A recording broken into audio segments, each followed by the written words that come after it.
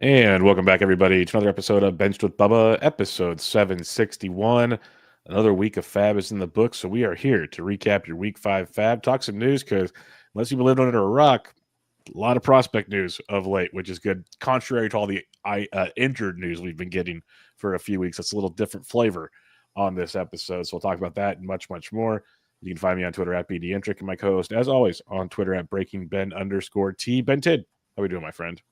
Doing great, Bubba. And you kind of alluded to the prospect talk, a lot of catcher talk. We were just talking strictly all catches before we recorded, so I know you're in a good mood after that.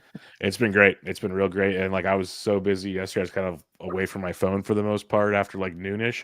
So I didn't even know about the Augustine Ramirez stuff till I got home to start doing breakfast with Bubba. I'm like, oh, this is awesome. It's like an Easter miracle. But yeah, these are guys that I was pounding the drum for preseason. It was like catcher threes and DCs, and here they come. So hopefully people take advantage of that. We'll see how the production takes place, but we've got what we can ask for. It's April 21st. We already got two of the big prospects up, which is pretty sweet, all things considered. So let's see how that goes.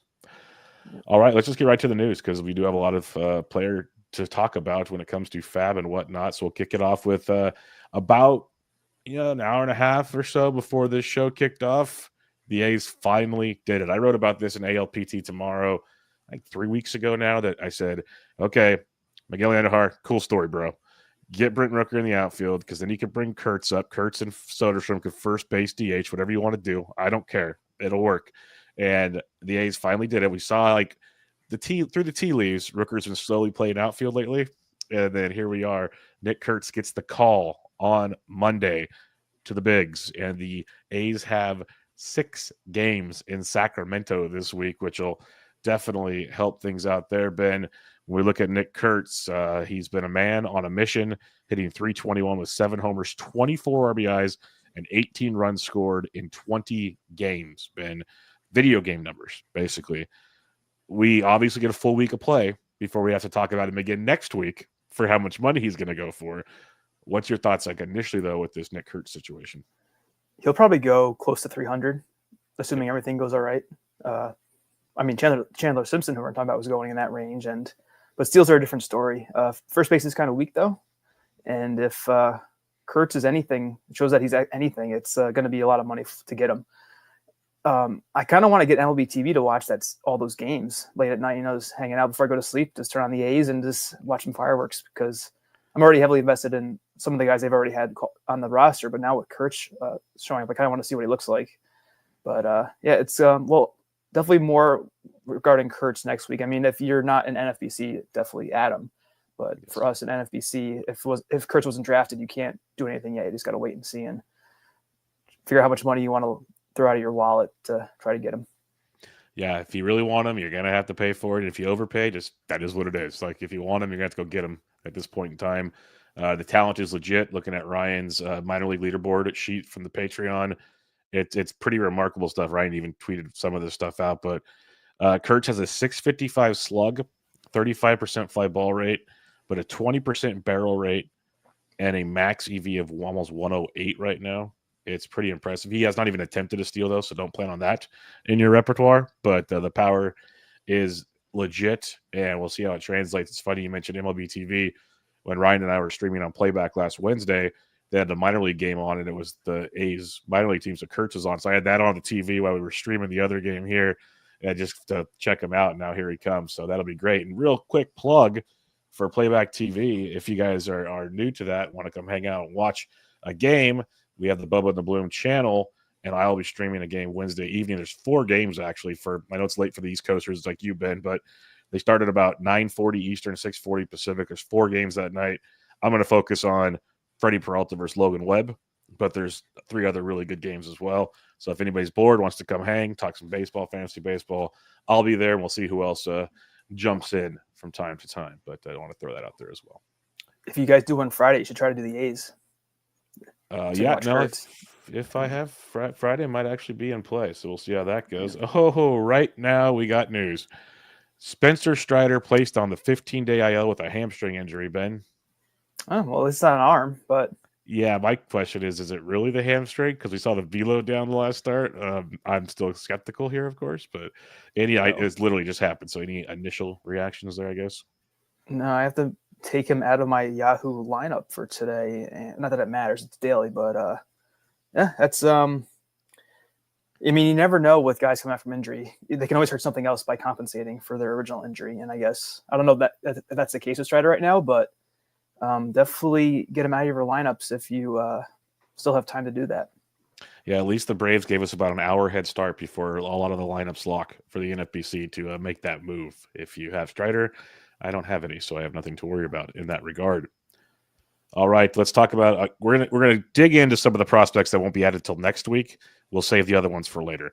So Augustine Ramirez of the Miami Marlins. This is a catcher. Let me clarify. He's not a player. He's a catcher that I thought should have been starting the season over Nick Fortes. And then when the first set of injuries happened, they called up Rob Brantley, which was just insane to me. But now Rob Brantley's out for a while, so Augustine gets the call. Ben, so far in 19 games at AAA, Ramirez is hitting .254, 3 homers, 5 steals, which is great. Last year between AAA teams with the Yankees and the Marlins, 25 homers, 22 stolen bases while hitting .267. And then just for one last context thing before I just throw it over to you, if for those that, again, I'm going to keep using, I use this a lot right now this time of the year, but Ryan's minor league board, we have a 13% barrel rate, 109.3 EV90, and he's actually attempting to steal bases 33% of the time that he can. So he's not just a fluky thing as a catcher, is why I wanted to bring that up. What's your thoughts on Ramirez? Because this could be, again, not everything translates, apples to apples from AAA to the bigs, but potential power speed combo could be a game changer. Yeah, he could be the new JTR, and on the same team, ironically enough. So I think you said before we recorded that Ramirez is batting 6th tonight, so not the best, not the worst spot in the Marlins lineup. Probably just want to ease him into action. Don't put too much pressure on him right off the bat. Yeah, 25 and 22 with the 267 average last year. It's pretty impressive. That was across a couple AA and 2 AAA stops with the trade involved. So yeah, he did at the highest levels. Ramirez. I didn't really save my money I have money still, but I was targeting something else that we're going to talk about, I'm sure, tonight. But just like with Kurtz, just pay attention to the Marlins, which is going to be hard to do probably, but you want to see how Ramirez plays this week. And I'm sure I don't think how he does would affect it to the price too much. I mean, unless he goes 1 for 22, then that might have with 10 strikeouts, that might have an impact on what his prices will be on Sunday, but I doubt he would do that. I mean, who knows? I don't know who the Marlins are playing off the top of my head, and I'm sure he'll get a lot of playing time. Young catchers usually can hold up pretty well, and so we have a lot of young guys to take a look at this week before we have to dish out some FAAB money. Most definitely. For the Marlins schedule this week, they have 3 at home versus the Reds: Lodolo, Nick Martinez, Brady Singer. And then 3 on the road in Seattle: Gilbert, Castillo, Miller. So not the best pitching matches for a young guy to get his feet wet. The weekend will be rough. Yeah, at least he's getting it. Like, and you said the biggest thing is I'm not as worried about the overall production per se. It's just there's 6 games. Does he play at least 4 of them? Hopefully 5 of them. Like, is he the main catcher? And if that's the case, then yeah, bidding should be awesome. Chase Mydroth of the Chicago White Sox. This broke late for some that had him plugged into their lineups, unfortunately, before the Patriot Day game. Went on the IL. He was hitting .269 to start the year over 9 games. 4 runs scored, an RBI, and a steal. Was looking pretty decent at AAA. Obviously, I think you're holding on to him for now, but any thoughts on Chase Mydroth, maybe what we've seen the first week and whatnot? Yeah, I didn't have Mydroth anywhere, so I'm not exactly sure how he was doing.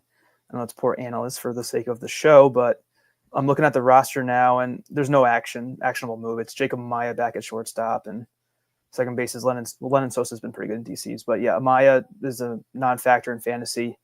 I mean, if you're tight with your injuries on your bench and an NFBC type format, I could see dropping Mydroth. I mean, he's really just an average upside play, and he's on a bad team. So if you're stressed for roster spots, I would understand dropping him this upcoming Sunday. Yep, I'm with you there. Like, he's a deep league play.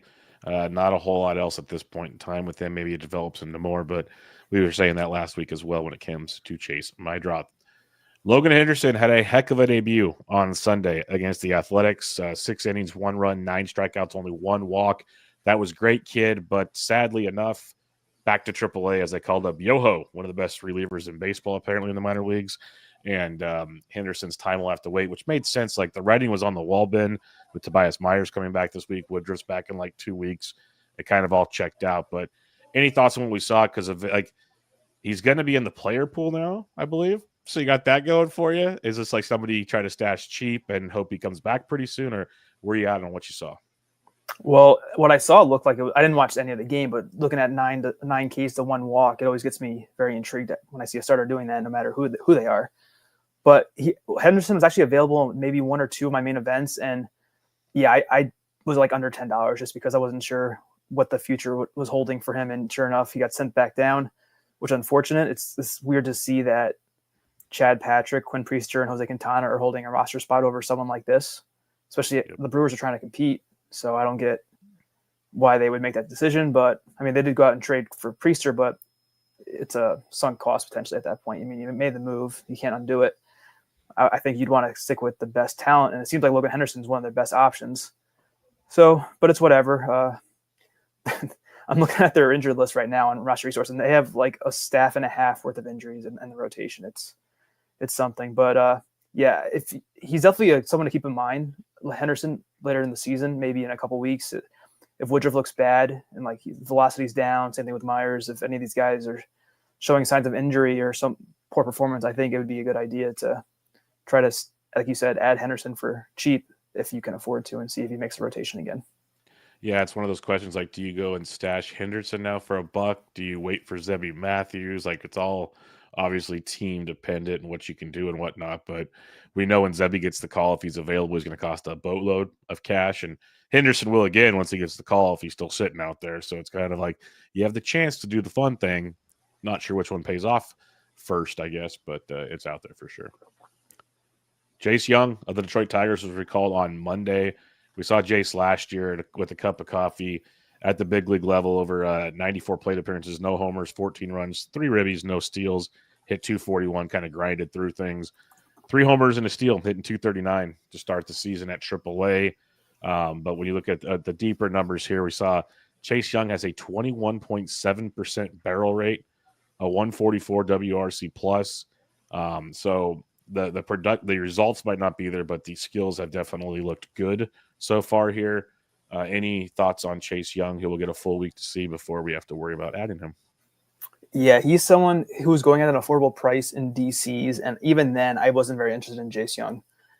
Just looking at his underlying stats from last year in the platoon, and not the best situation with the Tigers. I still wasn't too interested, and if he's hitting 239 at AAA, what's he really going to do? I mean, it's only 19 games, but what's he really going to do in the majors? And looking at the roster resource for the Tigers, they're assuming that McKinstry will be sitting now, and then I don't know, but right now McKinstry's kind of filling in for Kerry Carpenter, and maybe this is a sign that Carpenter will go on the IL, because they've been playing McKinstry almost full time, and I mean, he hasn't done anything to lose that spot, McKinstry, but maybe it's not a good sign for Carpenter now that they're calling up Jace Young, but yeah. I wouldn't be adding Young anyway, regardless.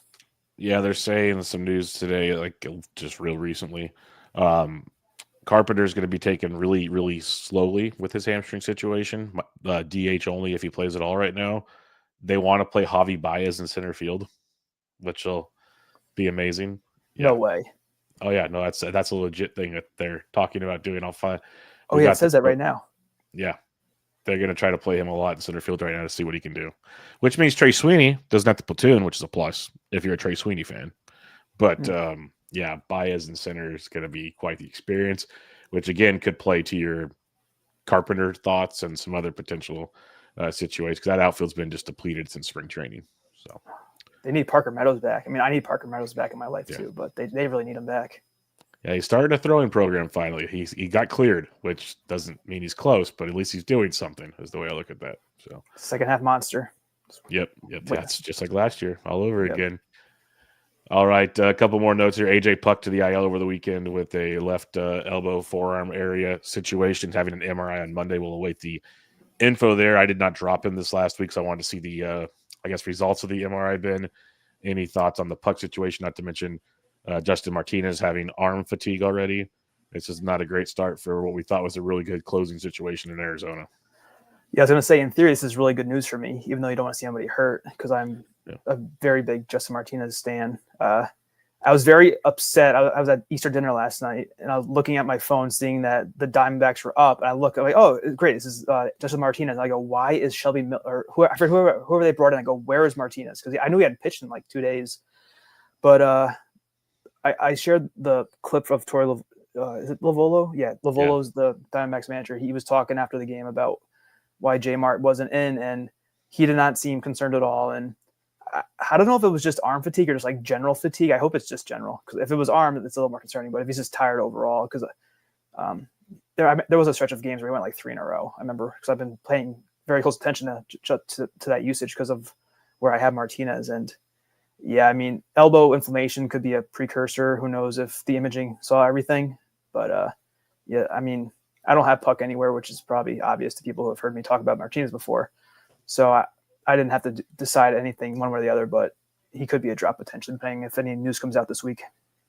Yeah, if it's anything that results in for now, I'm going to say a month or beyond, he's gone for me. But we'll kind of play that game as it stands and how each team has space for it, basically, with AJ Puck, because he was so darn good yet again before that took place.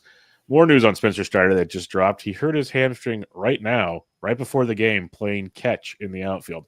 So again, take this news as you wish, because I still feels like not a hamstring thing, but could be totally wrong on that one. All right, Ezekiel Tovar hit the IL with his hip injury. He's been dealing with it off and on. Had a couple of days off. I think the Rockies just wanted to give him the time off. I think it's a minimal stint. I'm not too concerned, but you have any thoughts on Tovar to the IL? Right now, it looks like Aaron Schunk is the replacement. Definitely do not drop Tovar. I don't think it's going to be a serious thing. But, I mean, if anything, it kind of gives Amador a little more leeway, because he can play second or short potentially. I don't know.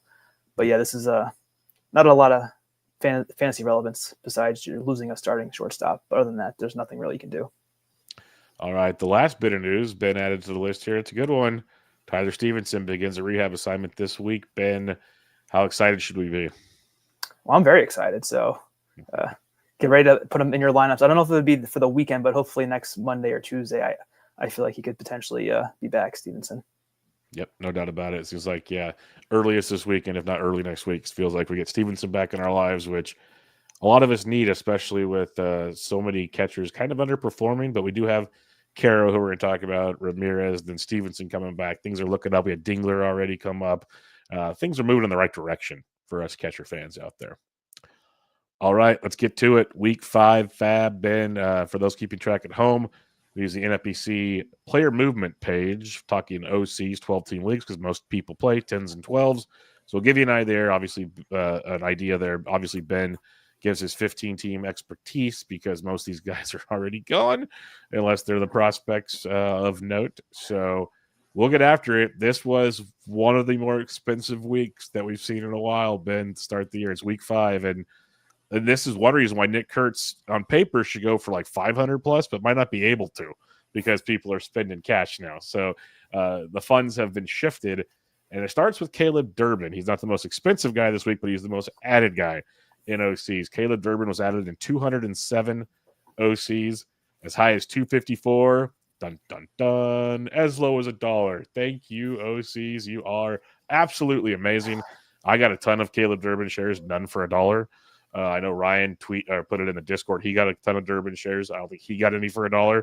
I like to shake the hands. I could look at it, obviously, but I like to shake the hands of those that got him for $1 and just kind of lightly tap the people that didn't bid in that league.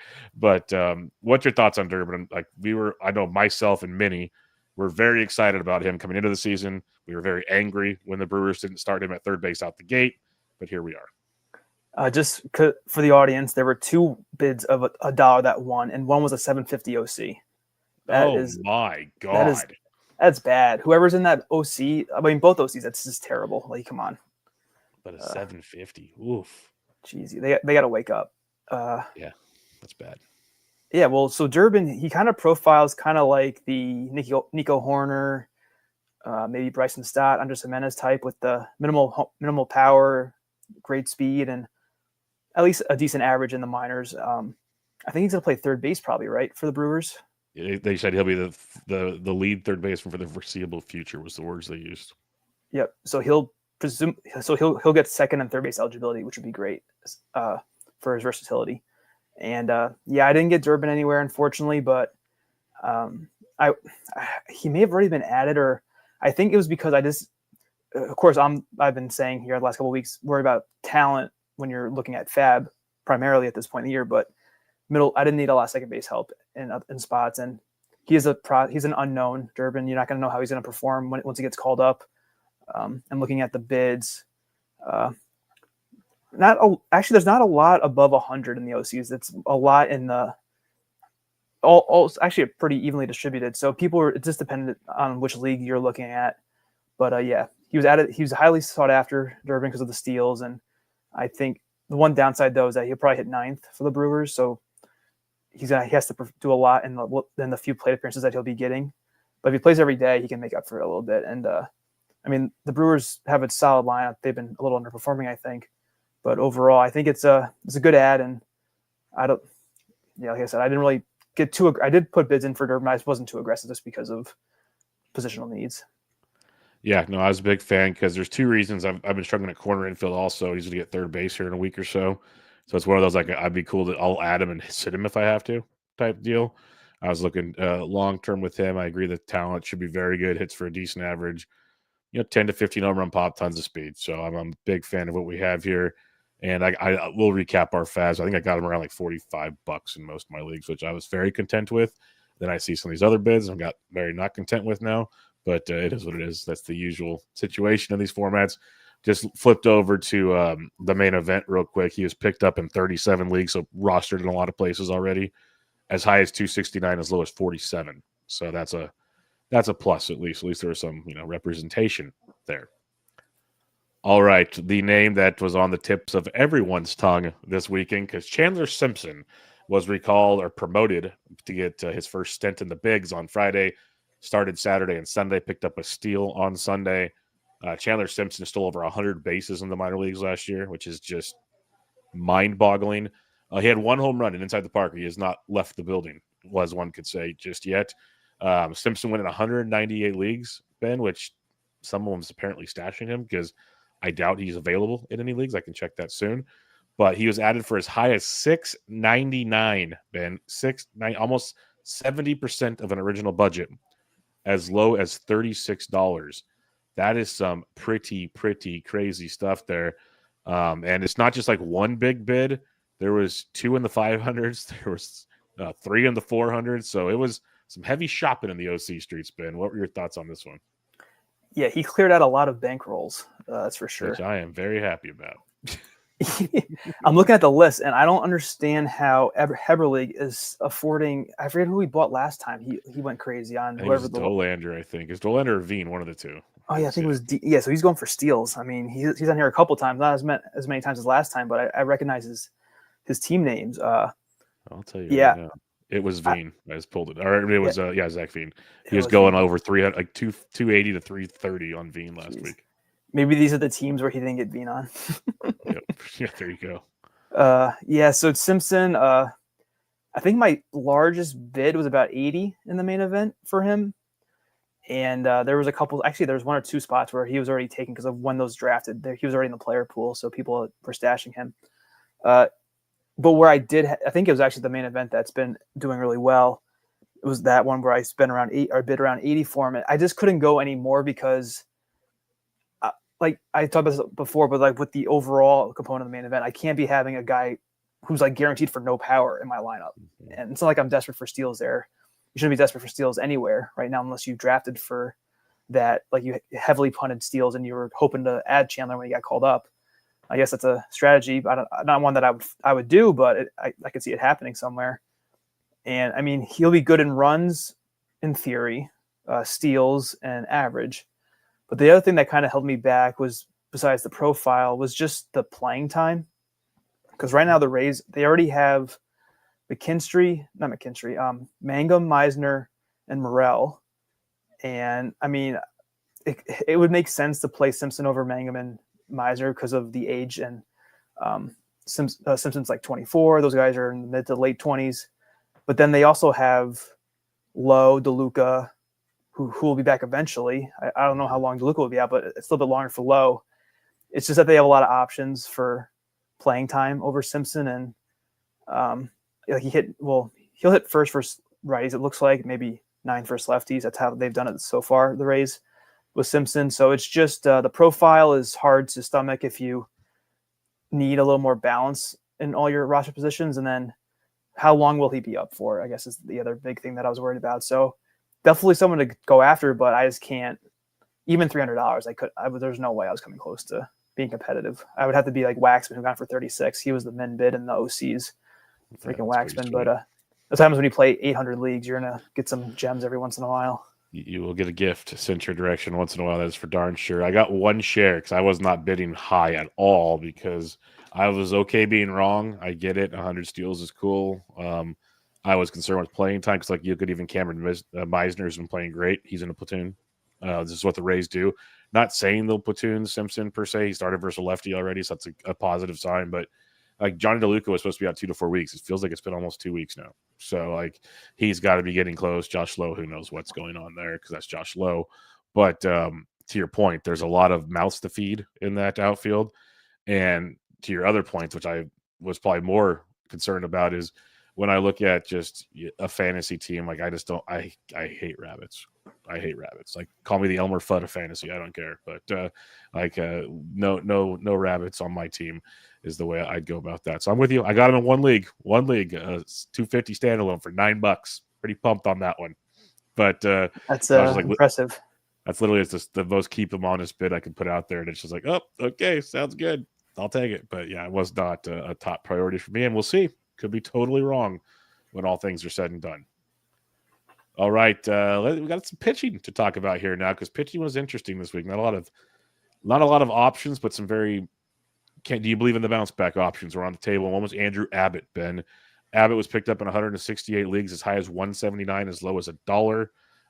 Andrew Abbott so far this season has looked really, really good through 2 starts. He's thrown 11 innings, allowed 2 earned runs, 1 earned in both starts, 16 Ks to 3 walks, which is a massive improvement for Abbott. 2.15 Sierra, so it's not even like he was completely, is getting lucky here. He had a 12.6% swinging strike rate over those first 2 starts. Now it's 2 starts. So, like, do we take this and run with it and see where it goes or not? But I did have some interest in Andrew Abbott this week because, mainly to my first point, not a lot going on in the starting pitching options. But secondly, it's like, okay, this guy did have quote-unquote pedigree. We saw signs of it last year, but he was more pitch to contact last year. Seems like maybe he's figured a little more out. Young pitcher still. Where were you at on Andrew Abbott? Yeah, he had been gone in the main events because of the nature of the leagues. I mean, there's 15 teams, so anyone who's a starter is probably going to be rostered. I think I had a bid in from last week, Abbott. I wasn't very competitive with that bid. Look, the swing strike rate you mentioned is very impressive because it's basically up 2 percentage points from his best, which was 2023. That was 10.9. He's like at 1.7% higher. So that's a pretty good jump. I don't have pitch mix info right now, but just looking at the opposing hitters' plate discipline against them. I mean, the O swing hasn't really changed. The Z contact hasn't changed. Contact in general has changed. So I guess when people are chasing, they've been missing more. I don't know if that's sustainable or not. But the other thing, though, that stood out when I'm looking at his Fangraphs page for Abbott is a BABIP of 105 and a left on base of 100%. So there's going to be some bounce back. I mean, the fifth xERA and the xFIP are all very good. And then when you have so the ground ball is 28.6 for Abbott. That means the fly ball is 57.1%. So when you're pitching in Cincinnati, that is not a good recipe for success. No. So there could be an ugly start here pretty soon for Abbott. But I mean, I feel like he's more of a play in a 15. I guess there's upside for the 12, but there's definitely a lot of warts right now too that I'd be cautious of. Yeah, that's kind of where I was. I'm like, I like him, so I put some cash out there. We'll play the game. He's in Coolers this week, which I believe it's Coolers this week. Might have concerned some, but I know people probably get sick of me saying these things. But like, shameless plug, I was using the weekly planner from Ryan. He's got a starting pitching board there, and like you look at Andrew Abbott, and it's really really intriguing to see where he like for his upcoming matchups here. Like Colorado's got a 67 WRC plus versus lefties to start the year. Like that's promising. He's got St. Louis, which is tough, but then after that, Atlanta, who's struggling a lot. So it's not like these are just like complete, tough matchups, I guess. Like these are serviceable streaming options. So that's where I kind of took my chances with Abbott, and then I'll see where it goes. All right, Matthew Liberatore, another young guy that has been really bad through his first couple stints in the bigs. Much better this year. Picked up in 118 leagues as high as $91, as low as $1. Liberatore has shown quite a bit, Ben, in his first 4 starts now. He's gone at least 6 innings in all 4. 3 earned runs or less in 3 of 4. So that's 3 quality starts. 6 or more Ks in the last 3 starts. And more impressively to me, Ben, those 24 Ks and 25 innings pitched with 2 walks for Liberatore. So 22.4% K to walk. That's some pretty good improvements in my book. So where were you at on Matthew Liberatore this week? He's kind of in the same boat as Andrew Abbott. Liberatore was basically gone in my main events just because of the nature of those leagues. He's someone I actually drafted. I'm checking my lineups right now. I could have gotten him again. I took Liberatore in my first 150 DC, which was probably end of January, early February. And I didn't get him again. I think I saw that there was a chance that he could make the rotation at that point, and I'm kind of annoyed I didn't draft him again after that. Look, so I actually prefer what I'm seeing with him than I am with Abbott. So the Ks are lower with Liberatore. The swing strike's a little bit lower, but the walk rate has been terrific. Only a 2% walk rate. The ground ball rates and like the batted ball profile is better. The fly ball rate for Liberatore is 35%, which is much better than it's like 20 percentage points lower than Abbott's. The underlying metrics, the xERA, the FIP, xFIP are as good, if not better, than what Andrew Abbott has. Liberatore's actually been a little unlucky with the left on base. It's 63% versus 100% for Liberatore. So, I mean, for Abbott, excuse me. So I like, and also the better ballpark. And I would probably prefer Liberatore. I don't know if this was a play for the matchups. He is facing Milwaukee, so people are probably just seeing the good numbers and seeing if it sticks. So I kind of wish I had more of Liberatore. Unfortunately, I don't, but sometimes you just miss out. And I think there's definitely good upside because he was a pretty decent prospect, if I recall correctly. Yes, he was. So, yeah, it might be worth seeing a young player start to slowly figure things out. Connor Norby returned from the IL this past week and was picked up in 115 leagues this week in the NFBC OC, as high as 127, as low as $1. Norby's a corner infielder that I've always enjoyed. Hits for a pretty good average, a little bit of pop, a little bit of speed. Picked up. He's hit safely in 3 or 4 games. Picked up his first steal on Sunday. I don't think he's anything flashy, Ben, but I think a very steady Eddie third base or corner, depending on what your team needs. Where were we at on Connor Norby? I can't say that. I have him on my home 12-team league. I did stash him on the IL there. So I do have 1 share of Norby. Looking at the Marlins lineup lately, he's back to hitting third now versus lefties, at least, Norby. His last start versus righty, he was 6th, so which isn't ideal. I think that was part of the appeal of Norby. I mean, I think that's why you and Ryan liked him so much when you're doing your pockets of ADP and all those other shows that you guys do. It's was that you're getting someone around pick 300 who's playing at the top of the lineup, and I understand the value. I do look for players like that as well at that point in the draft. And he has some power, some speed. Norby, only 4 Ks and 16 at bats, so that's only 25%. So that's a pretty good start because he had a little bit of a K issue last year, I believe. I mean, it's only 16 at bats, so way too small of a sample to know for sure. But yeah, I would have been in on adding Norby for sure. I think he's dual eligible as well, so that always helps. Maybe I'm thinking of the Yahoo eligibility because that's what I think he's second and third there. So he could be second and third in your other formats besides NFBC. But I'm a fan of this ad. Yeah, definitely. Like it's my draw. It's like similarness, but much more power is the way I would say it than my draw. A lot of similarities in that regard.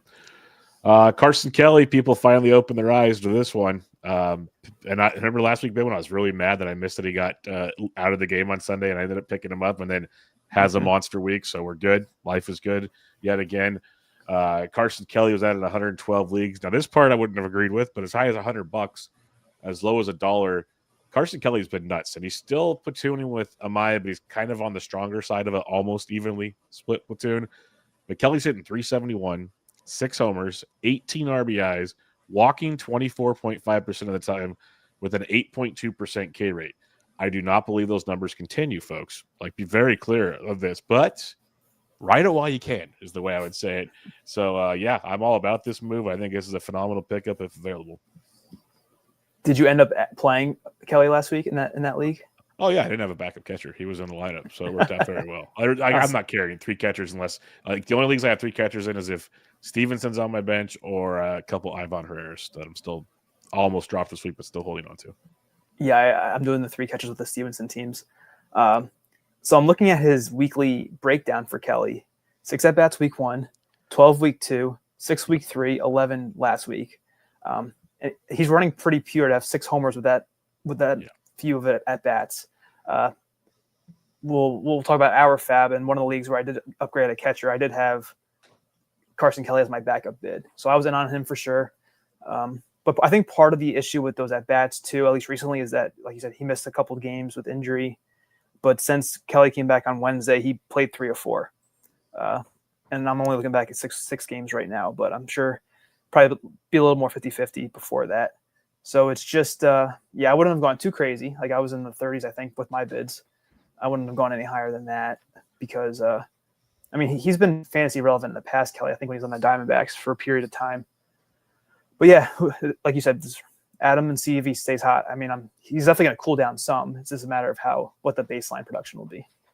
Yeah, I'm with you. He's going to hit his skids at some point, but the fact that he's still splitting time but being as productive as he is, especially in 12s, like 15s, it works for you for now. But 12s, like, you can kind of play that game and rotate it around. So ride it while you can. Pick up one of these young guys we're going to talk about and move on from there probably. But all right, Luke Weaver. I was wondering how this would go. Picked up in 105 leagues, as high as 201, as low as $1. I remember when the Yankees traded for Devin Williams, I was angry because I had a lot of Luke Weaver shares early on in DCs. And then I love Devin Williams to begin with, so I got a lot of Devin Williams shares. That is not going as swimmingly, of course. Luke Weaver's already got 2 saves over 11 innings and 9 appearances. Not allowed to run just yet. He looks phenomenal. Fernando Cruz also has 2 saves for the Yankees, for those keeping track at home, to go with, I think, 4 for Devin, 3 or 4 for Devin Williams. What are your thoughts on this Luke Weaver love? Like, I agree he's a very serviceable reliever, but to me, Devin's not losing that job anytime soon. Like, they might play games, but I find it hard to see them just saying, "No, we traded for you. You're making money. We're not doing this." Oh yeah, I agree. Because look at how they handled Clay Holmes the last few years. They stuck with him for so long when they probably should have not. And that was years after they had acquired him from the Pirates. At least, like, with Williams, they literally just got him, so there's no way they're gonna take him out of the role. The only thing I can imagine is that I'm looking at the bids or the winning bids, and this Backus person, they bid 201 on 2 teams. So I'm assuming that they have Devin Williams on those rosters. That's the only way I would do this. I would be bidding. That's way too much to bid anyway, but I'm sure that most of these high bids that won were Devin Williams teams, which I get that because I kind of did the same thing last year with the Cubs when I think it was Adbert Alzolay got hurt. I kind of just attacked the 2 options for who's going to fill in for them. I think John Posma was in on the running too. I see a couple of JP OCs.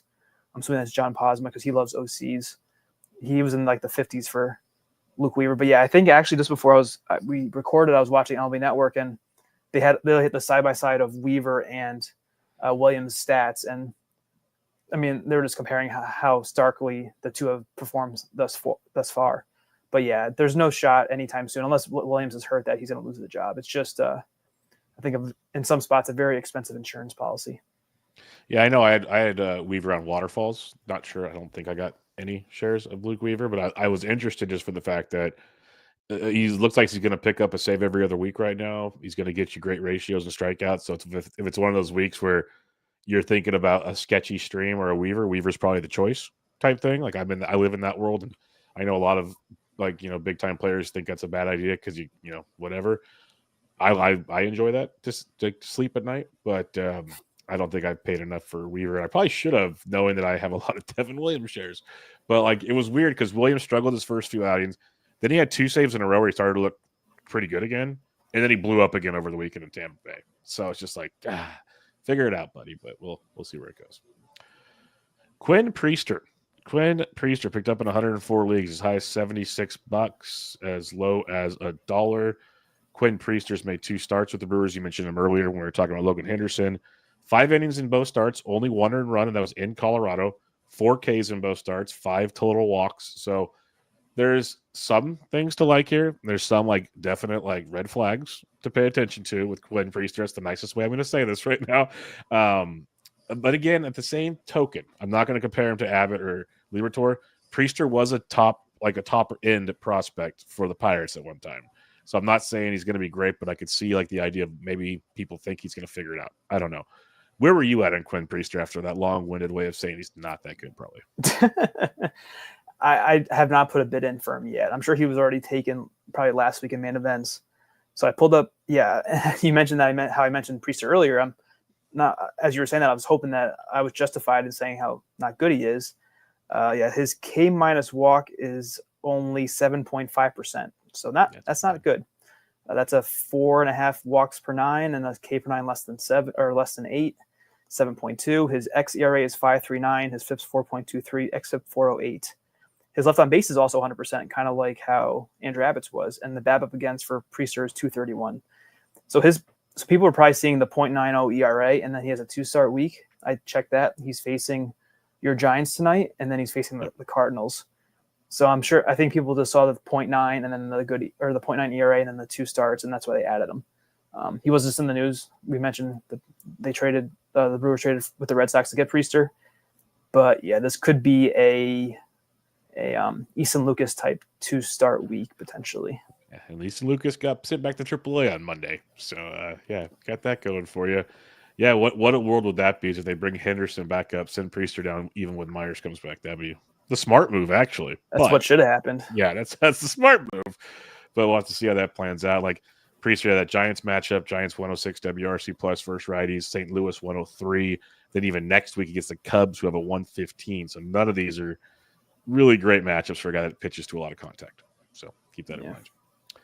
All right, Gabriel Arias. I am a fan of Gabriel Arias. I'm a fan of him more so in deeper leagues, but I can see the appeal in 12s because he's second base, third base eligible. And I already kind of made my point with Caleb Durbin, where I need corner infield help because, Matt Shaw back in AAA, a lot of people believed in him. And there's a list of all these first bases, dreadful. So corner infield, I could see the Gabriel Arias appeal there. Picked up in 100 leagues. 113 is a bit high for me, but I get it. Like if you're desperate, you need something, whatever. $1 as a min, that works too.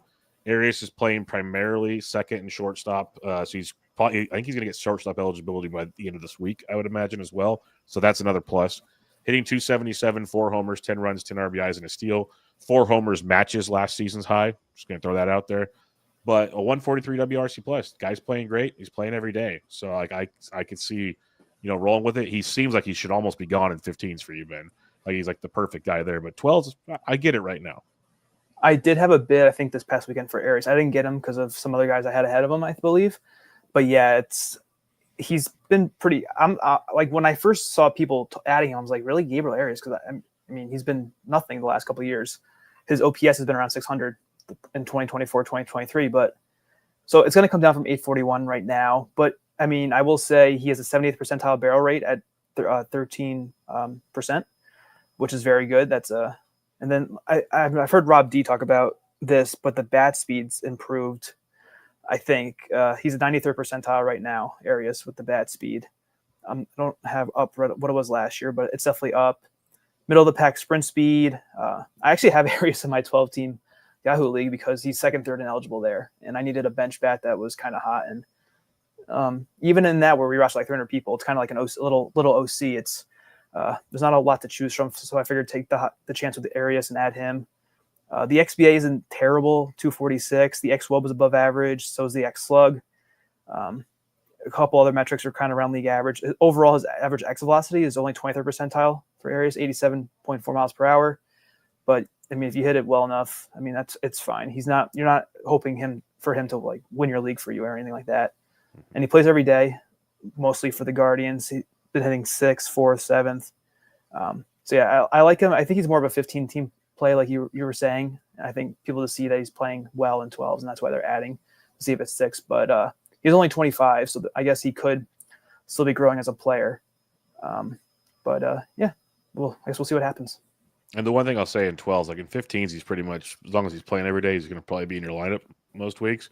In 12s, the good thing about him is you can ride this while he's playing well, and if for some reason he's an easy drop if he struggles. Like he's an easy drop in a 12. You don't have to think about it, which easy drops, there's a lot to be said about that if you play enough 12s. Like that's a helpful thing to have. So you ride the areas bad. This is like he's the definition of churn and burn, basically. Like, okay, play him while he's hot, drop him the second things start going the wrong direction.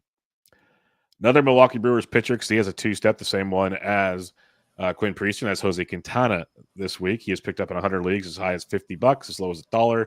Quintana's made 2 starts. He's thrown 12 2/3, allowed 1 run over those 2 starts, 2 wins, by the way, but 3 walks, 6 Ks.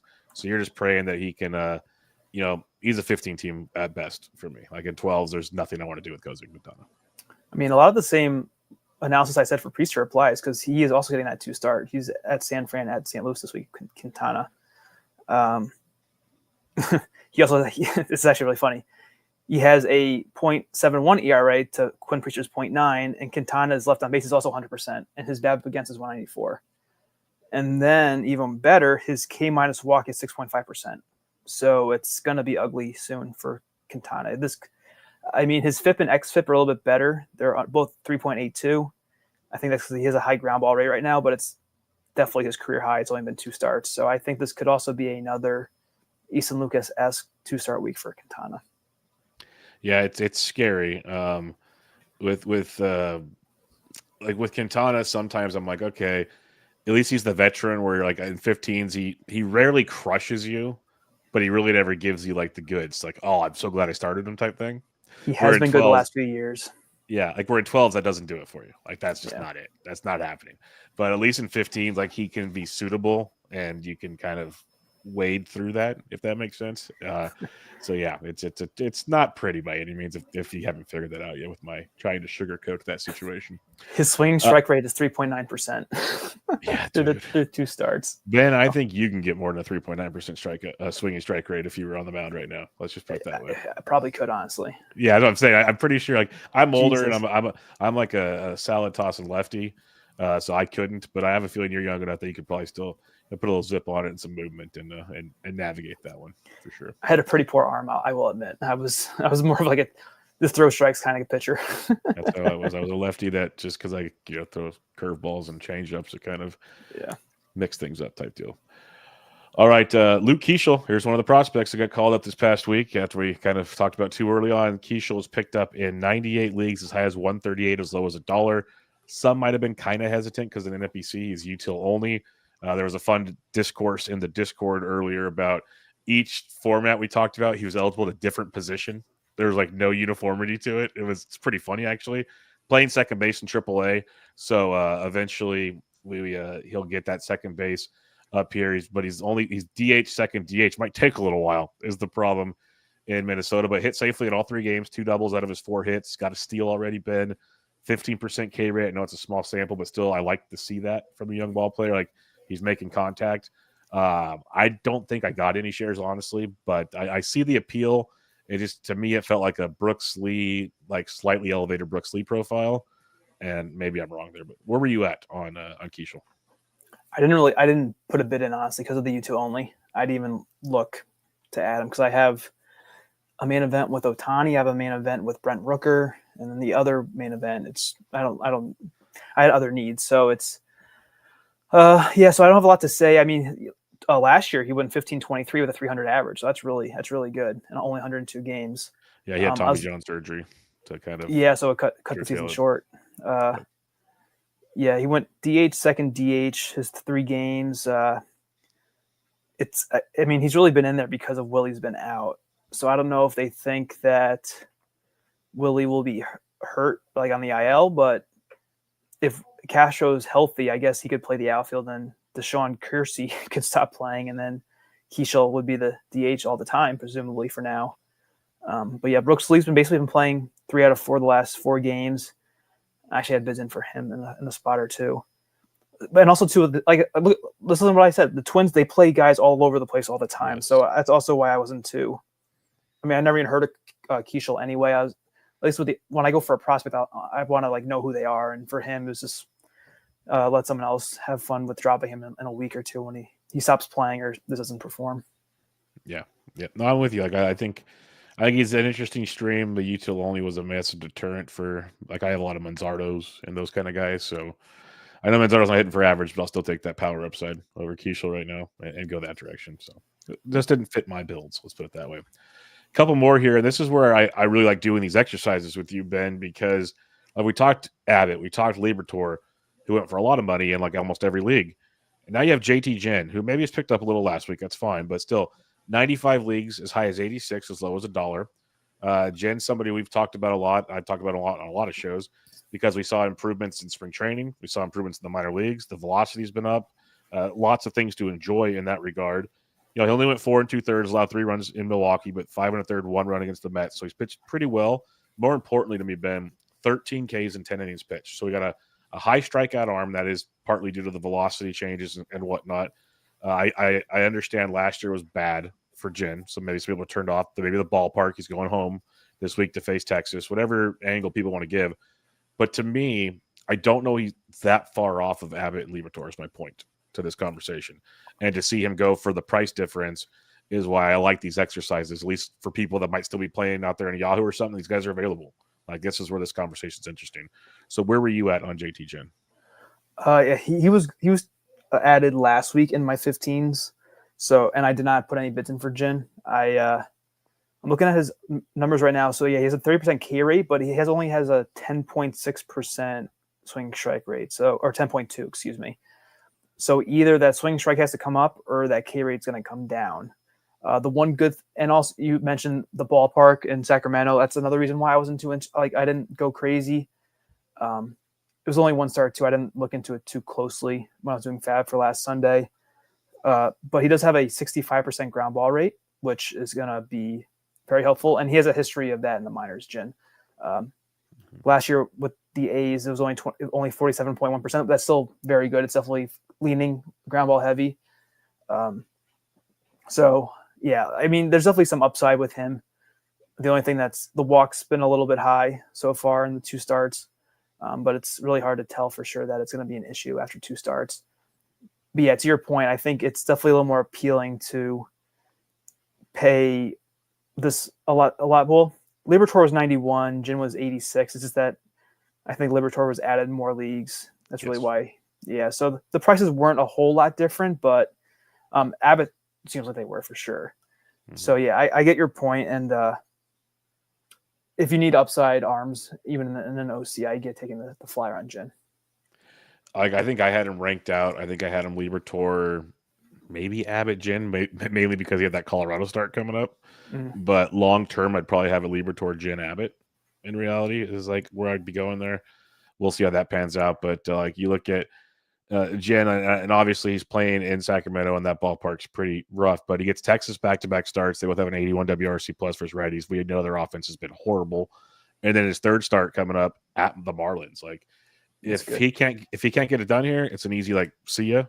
But this is a great setup to see what this kid's really got, and that is intriguing for sure. We talked about Yastrzemski before. Love him against all the righties. Bednar's back. Just real quickly because I want to get to one more big name before we talk about stuff. But Bednar's back. He made some adjustments at AAA. Were you interested in a Bednar this week if he was available? Because he wasn't available in that many of my leagues. That's why I was surprised to see picked up in 92 leagues. Yeah, I don't think he was available in the main events. Yeah, he should have been held there for sure. Yeah, but if he was, I would have. I have one that has Seth Halverson as its RP2. I would have definitely been interested in adding him there because I think that he'll probably get his it's like his 3rd shot now. It would be this next time. I feel like Bednar's a cat. He's got 9 lives. Yeah. So the 201. I feel like that stands out a lot. Yeah, there were a handful above 100. So yeah, I get adding him because I don't like we did this Dennis Santana analysis when he was an add, and he doesn't have a history of being that good of a reliever, Santana. So I think that Bednar could definitely get his job or a chance of getting his job back relatively soon. All right, the main man I want to discuss before we talk about our ad drops this week. We talked about him off the air, talked about it briefly at the beginning. It's our final prospect we're going to discuss for now. That is a catcher. It's fittingly we wrap it up here. And Edgar Caro of the Chicago White Sox picked up in 89 leagues, as high as $96, as low as $1. Talked about him with Ryan on Thursday night. Like if you look at his profile, it's kind of a Gabriel Moreno meets Kyber Ruiz, like good average, a little bit of pop. Like this is a pretty good setup, plate discipline skills, walks a good amount, doesn't strike out a ton, I guess. Hit cleanup on Monday, which is just chef's kiss on that one. So I was a fan. I know you were a fan, so I wanted to talk about this because I know we'll talk about it on your ad drops as well because you were active in this one. Where were you at when you're looking to bid on Edward Caro this week? Yeah, well, we'll go over my bid amounts, but I had a variety of prices on Caro, and I got them at all three prices. I was very shocked to see that. I kind of told you, I think it must be because people saw that Agustin Ramirez was getting called up and they figured they would just wait for him. But I didn't really want to wait around because nothing's guaranteed. So I took my shot on Caro. I looked at his minor league profile. So in 2024, he had 16 homers in 98 games with a 280 average. That's better Keibert Ruiz. And then, well, this is going back a few years, but it's A ball, but 2022, 111 games in A, 17 homers, a 312 average. He actually had 12 steals that year, but he stopped running since then. So I don't know why that's the case. But yeah, you mentioned Caro batting fourth today for the White Sox. He was like one of the centerpieces in the, no, he wasn't traded for Crochet. They already had Caro, right? Yeah. Yeah. So, and he's a switch hitter, so he's not going to get platooned. Teal was traded for Crochet. Yeah, I couldn't remember if it was both of them or not. But yeah, Caro is, I think he's going to play all the time. I mean, and the guys who are hurt, who's the guy? I can't remember his name. Corey Lee. I don't know. I if anything, he'll be the backup when he's back. And so I think Caro, as long as he performs, he'll keep the job. And yeah, I like the comp. I think he has more power than Moreno, so I think he could be like that low to mid-teens homer profile if he plays all year, and hopefully hits 270 plus, or I mean even 260 plus. I keep going lower. 250 plus for your catcher too. If he plays all the time, it's definitely helpful. So there's a lot of room for profit with Caro. That's what we're kind of joking about off the air. It's like if he just hits fourth every game, he could just be mediocre. And even on a bad White Sox team, he's going to be a just fine catcher too. Like just fine. And I think we all think he's better than that. Now there might be growing pains as a young player. That's just life. But I think he's going to be pretty darn good. Agustin Ramirez has the much higher ceiling. But you don't know. Like we said earlier, the biggest thing to watch this week is how often does he play. Like right now, they're showing the Marlins game on MLB Network. He's got his gear on. He's high-fiving in the dugout, about to take the field. So we'll see what Ramirez can do in his debut. But it's good to see these young catchers getting the call right now. It's really, really nice to see. And even with Caro, I like too. So going into FAAB last night, he only had 1K in 4 games. That's real nice. Yep, great plate skills. The only catcher we're missing now to really, well, there's more. Teal's good, and there's some others, but the one we're missing the most right now is Adrian Del Castillo in Arizona. When that happens, my just full DC lineups will be glorious. I'll have 3 catchers in every league to play with. That'll be nice, but that might take a little bit longer with Gabby Moreno in the way. I think there were others too that I remember looking at in DCs. There's a lot of young catchers who are getting drafted in DCs this year. A lot of young catchers, so it's good to be a catcher these days, folks. Welcome aboard. Come enjoy the fun. The water's warm. All right. All right. Let's talk about our ad drops for the week, Ben. Before we head out of here on another fun episode of FAAB. It was a good week. It was an interesting week, not a depressing let's fill the gap weeks. It was more like, hey, there's actually some young players that might be worth something weeks. So what'd you do this week? All right. Look at that. New Jersey, Maine, Edgar Caro dropped Danny. Oh yeah. So I had an obvious job. I was talking to the guilds. Danny Jansen, this is gone. I can't stand him not hitting anything anymore. So it was Edgar Caro dropped Jansen 84 to 45. This was my highest bid. And I haven't looked at Waxman's FAAB report yet to see how I stood, but I feel like 84 probably will be one of the higher bids for him. I don't know. I feel like there's a lot of bad catchers, so I'm surprised people weren't more aggressive. This one was a pretty good bid. So this team needs offense. So this is why I made a little more moves. I got LA Dodgers Max Muncy dropped Kyle Farmer 34 to 33. So hopefully Muncy can start hitting the ball a little bit. Then I added Adele Amador, dropped Alex Call, who was a bust of an ad because he stopped playing, 18-2. And then this might be a name for next week's OC FAAB, but I added Keiter Montero, dropped Trevor Williams 12-1. So I made 4 moves there. Main event 2, I added Alex Verdugo, dropped Sean Burke 48-18. Maybe Verdugo's a name next week in OCs, but he has a low ceiling, but his floor is great for 15s, especially if he's batting leadoff for the Braves for now. Then I also added Edgar Caro here. I dropped Elias Diaz 28-14. This team has Stevenson on it, so that's why I only bid 28. But I mean, I'm surprised that again the interest was so low in Caro. Then I added Brooks Lee, dropped Trey Sweeney 16-3, and again Keiter Montero dropped Dean Kramer this time 6-0. And then main event 3. This one was a little bit closer. I added Caro, dropped Danny Jansen on this main event 58-55. Then I got Verdugo again, dropped Ben Lively 34-21. And that was the 2 moves for that one. So that's the one that's currently 4th overall. I dropped out, but I'm fine with that. I don't want to be first right now the whole time. I'd rather be 4th for a while and just kind of hang because, I won't talk about my teams, but yes, I'm with you there. Yeah, so Verdugo I think is very valuable because I want average too and just plate appearances at this point with this team. So, and even the other one too. But I think even when Acuna's back, whenever that is, Verdugo should play most of the time for the Braves now that Profar is suspended. And then in the listener league for you and Ryan, I just had 1 move. I'm pretty low on FAAB after last week here. I got Amador, dropped Morton 16 unopposed. You're a Morton dropper with me this week. Yep, he's so enough. Morton's so bad. Yes. I pulled up Zach's report for Edgar Caro. Your bid of $84 was 3rd highest. Okay. There was a 176, an 89, and then yours. So and then you had your 58 was 9th. 58 was 9th highest, and then your 28th was 23rd highest. So all over the board. Somebody got him. Someone got him for $3, a couple $5. So it's just there's a recipe to FAAB, but there's not always a rhyme or reason. Let's put it that way. Right. All right, my FAAB results for the weekend. One of my OCs, I picked up Matt Mervis because I needed first base desperately. This is where OCs really make me angry. I dropped Matt Shaw. I put a bid in because I needed, again, first baseman desperately because there's no options. Put a bid in for 44 to get him. No runner-up bid. That was cool. Real cool.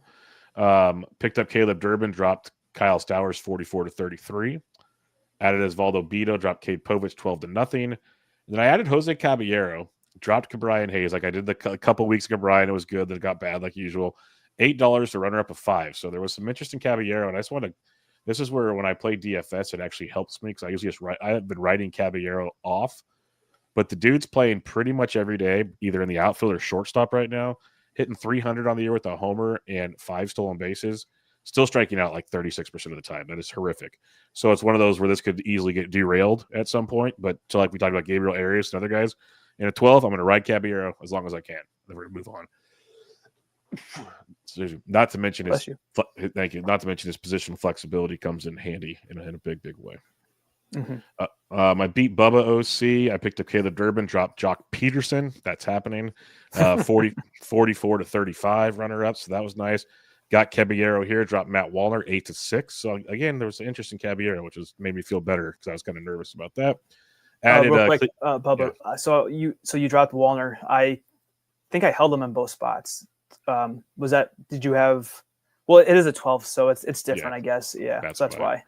It was a 12. I had outfield depth where I needed other positional support. Caballero gives me all the infield plus outfield essentially. So it was a team need / I needed an upgrade because Wallner. It's supposed to be a limited stint on the IL, but I'll play that game if I have to later on. And then I picked up a Wallner clone essentially in Gavin Sheets. Dropped Ty France 7-0. No runner up there. Be nicer to Wallner. Come on. Well, Sheets faces all righties this week, or almost all righties this week, which is great. So you might, as Ryan said, you have to clean your sheets. And Gavin is actually hitting .333 with 2 homers, 11 ribbies, and a stolen base. Like, this is ridiculous. Obviously, we've never seen this sustained from Gavin Williams, but again, ride it while you got it. And then this is the one, we'll see where it goes, but I just decided to pull the pin early. I added Griffin Canning. We talked in the Discord a lot, like, hey, how'd he look? What's the improvements? There are improvements with Griffin Canning. And I dropped Zach Veen, 6-2. Veen has been horrific. I think Veen did it his first home run on Sunday, still went 1 for 6 in a doubleheader. Zach Veen's hitting 118 with the 1 homer, 1 steal, 38% strikeout rate. If you go deeper into his metrics, like his StatCast, he has a 5% barrel and a 30% hard hit rate. If you go even deeper on some of the good stuff here, the batted ball profile, it's a 44.5% ground ball rate, which is not going to play very well. So it's just one of those things, like a plate discipline, almost 37% O swing. His overall contact is 58% right now. He just looks pretty lost at the plate. Like I dug into it on Saturday before I decided to do this, but I was like, okay, it's a 12. This might haunt me eventually, but he is dead weight on my roster right now, like absolutely dead weight. And if he figures it out, so be it. Someone else will get a deal down the road, but I need to take advantage of that. So yeah, I pulled the Zach Veen pin really quickly on that one. We'll see how that pans out. All right, 250 standalone. Carson Kelly dropped Miguel Amaya, like swapped teammates 9-0. These 250 standalones are almost worse than the OCs when it comes to bidding. By the way, there's like 20 bids. There's only 5 that had runner ups. This is the one where I got Chandler Simpson 9-0. No runner-up bid for Chandler. Not even a runner-up bid for Chandler Simpson. And I dropped Will Warren, which I think the kid's good, but he's not really doing it at 12. Let's put it that way. But yeah, Simpson 9-0, no runner-up is just comical. When Tyler Mahle went for 94, David Bednar 42, Randy Vasquez, a catcher for Boston, went for 41. We got to reassess a few things, I think. He's playing all the time, though. I did have him in a bid list. Yes, he's playing a lot. Yes. No, yeah, I would have him on my list, but not for $41. Not like Edward Caro and other guys are available. Is the problem? 41 for him versus 9 for Simpson. That's like a crime. And I got 41 for him. I got Carson Kelly for 9. Like, it's the little things in life. And then in the 250, the 250 Vegas Bubba in the Bloom League, I got Liberatore here. Dropped Sean Burke 32-25, so that felt good. But then I got Osvaldo Beto, dropped Sagano 22-0. And then I picked up Carson Kelly, dropped Jonah Heim 12-8. So got some love there as well. That felt good. Our buddy Waddell got Chandler Simpson. This one 89 to runner up with 88. That was good. Dropped Carlos Correa in that. So that's one to keep an eye on. And then the 2 more here. We got some 15s. Listener League. Got Gavin Lux, dropped Martin Perez 13-11. Added Logan Allen, dropped Charlie Morton 12-0. Added Amez Rosario, dropped Joey Ortiz 7-0. And then in the OLAC, I added Logan Allen, dropped Landon Knack 14-11. Logan Allen's not sexy by any means, but he's been quite serviceable in his 2-step last week. He gets a Boston team that's league average versus lefties. And then more importantly, what I like to see is his start next week. He gets the Minnesota Twins, who have a 36 WRC plus versus left-handed pitching right now. So I will definitely throw Logan Allen out for that one in a 15. That's pretty valuable in my mind. So we'll go there. All right. Yeah. It was a busy week in FAAB. I had a lot going on in my teams for once, which is maybe not good. I don't know. We'll see. But I'm still trying to be patient, Ben. I don't know how you're approaching things, but I'm also like starting to realize there's some guys that are probably hurting me more than they're helping me. It's time to start making moves. So that's where I've been the last week and a half or 2. How are you starting to approach FAAB as we're basically we're almost a month into the season. So we've had 5 FAAB runs now. Right. Yeah. And I was definitely a little more aggressive with those 2 main events that have been struggling. So I definitely made a few extra moves there. And yeah, to your point, Danny Jansen had to go. I'm looking for upgrades at catcher, and he's probably going to get hurt this week anyway. So just him as an example. And I'm still, I don't know if it's how I feel about my players, but they're still like, if I've drafted players relatively early in drafts, I'm still kind of holding on to them right now. It's not a time to panic really necessarily, unless there's an injury or just something has happened catastrophic. Like maybe Jake McCarthy. Like I still struggle to drop Jake McCarthy because of what he can do. And then I don't know, it's just tough. Like he's an example of someone I've been struggling with. And I had him as a drop going into the weekend, and then I took him out just to wait another week to see what happens. So, this will play him though. That's why you have a bench. So It's if you're unsure about someone, just drop them potentially. I mean, totally agree. drop them to your bench. Don't cut them Your yet. bench. But yeah. No, it's like what Spore and I were talking about on Friday. Someone asked a question about how to approach FAAB coming up, and we basically have, if they were taken in like your top 7 or 8 rounds, you're holding pat. You could bench them, whatever, but you're not cutting these guys. You put faith in, you did the research, you drafted them for a reason. Like, unless there's a glaring injury or something, you can move on. But for the most part, it's still early. Kind of see how it all plays out and go from there. All right, my friend, we're going to wrap it up there. We'll be back to recap some FAAB next week, of course. But for now, we're going to call it a day. Make sure y'all follow Ben on Twitter at BreakingBen_T. I'm at BD Entrick. This was Bench with Bubba, episode 761, your Week 5 FAAB review. Catch y'all next time.